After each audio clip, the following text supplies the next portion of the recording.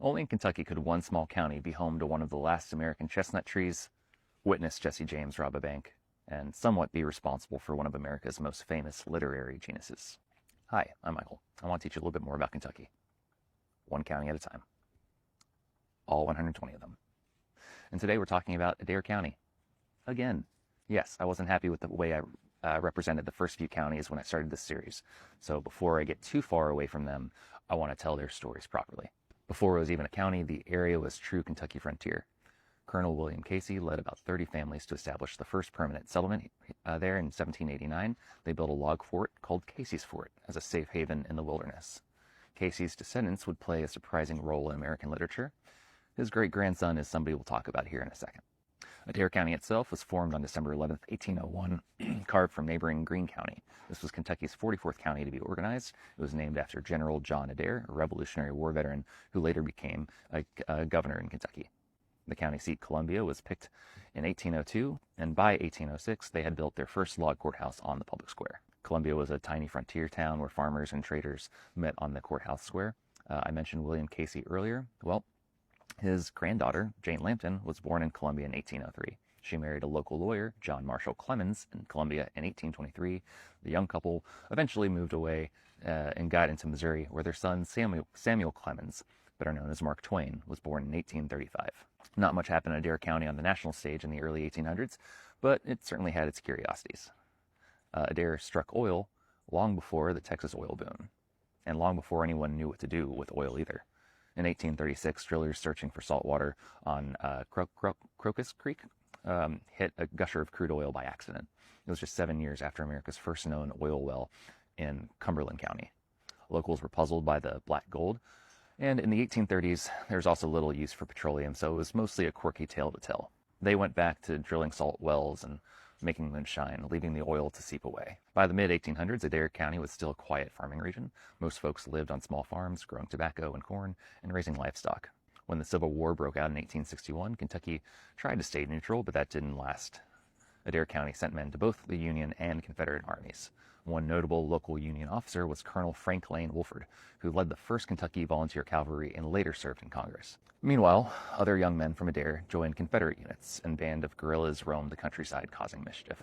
In July 1863, the Civil War literally rode into downtown Columbia. Confederate General John Hunt Morgan led about 2,500 cavalrymen on a raid northward, and they swept through Adair County. On July 3, 1863, Morgan's troopers skirmished with a Union garrison of only 150 men right on the streets of Columbia.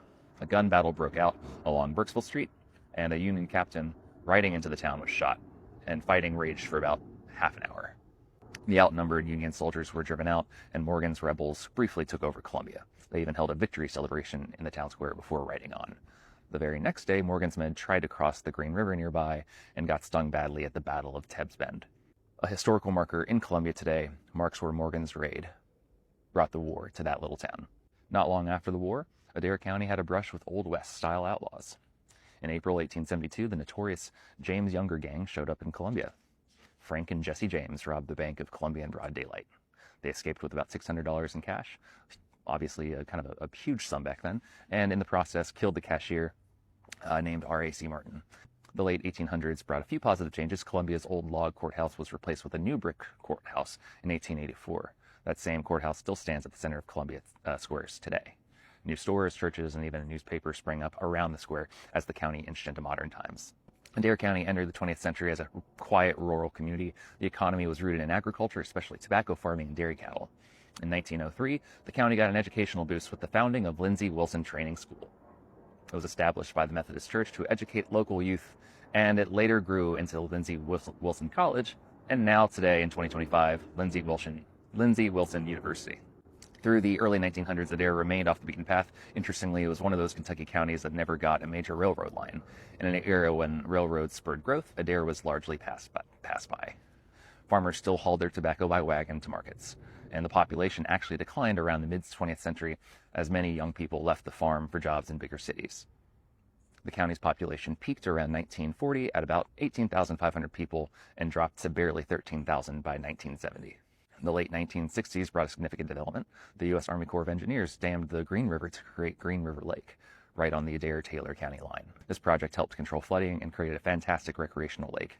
Green River Lake State Park opened up, and suddenly Adair County had a tourist attraction.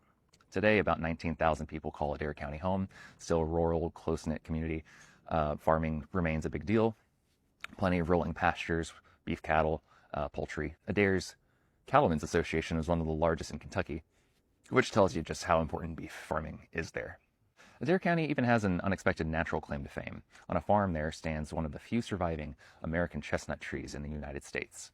A blight in the early 1900s wiped out billions of American chestnut trees, but somehow this old giant tree in Adair County survived.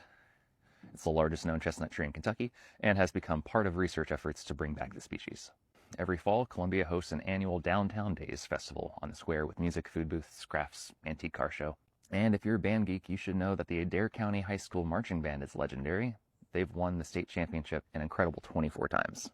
Adair County was also the childhood home of Sergeant Dakota Meyer, who was born in Columbia in 1988 and went on to receive the Medal of Honor for heroism in Afghanistan. He's one of the few living Medal of Honor recipients and was the first living recipient since Vietnam. So, that's Adair County.